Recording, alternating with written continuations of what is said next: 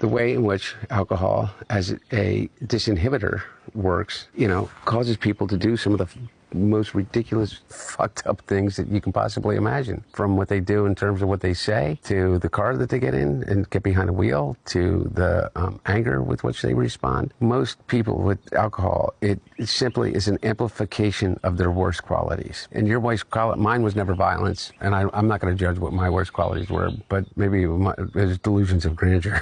It's my worst things, but like that, it's a really, really toxic mix. For me, it's like extremely depressive nostalgia. Yeah, you know what I mean? I'll like hijack the touch tunes and play some song that makes me think of a different time. Yeah. I'll start getting really sad and talking about how I missed 2008. So your kind of most prolific bender was during the Trump era, between 2016 and 2020, which I think is important to clarify is not when your father was in the White House. Exactly. 100% not. There's this conflation that people have. I mean, I think they're opening up an investigation to cocaine that was found in a cubby outside the West Wing of the White House. I think it was Don Jr.? Yeah.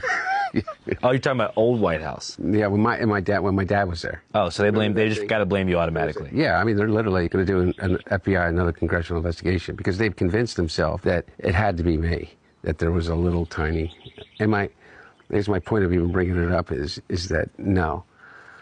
I have been clean and sober since June of 2019, and I have not touched a drop of alcohol or a drug, and I'm incredibly, incredibly proud of that. And why would you bring cocaine to the White House? Why would I bring cocaine to the White House, stick it into a cubby outside the Situation Room in the West Wing when I wasn't there? Anyway,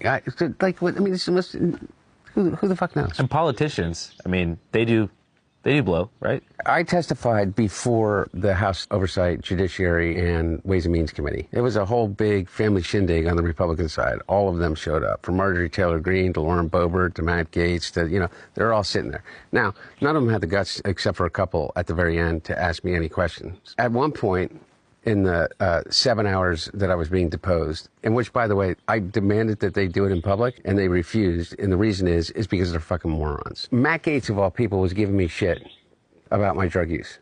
I said, really? All the people at this table, you're going to talk to me about my addiction, my alcoholism? And I said, how many of you have had your own experience with alcoholism and addiction?